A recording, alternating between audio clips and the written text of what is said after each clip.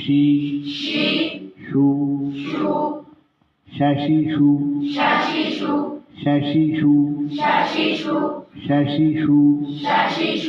শাশা she শু শু শা আশ আশ সিনের সাইডে শিন করি সিনের উচ্চারণে সিনের উচ্চারণ বেশি করি শা শা শা শা কারণ শিন উচ্চারণ করার সময় অনেকের শাসা আওয়াজ হয় না, অনেকে শিন চাপ বলে শা শা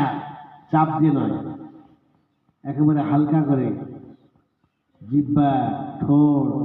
সব দুর্বল করে শা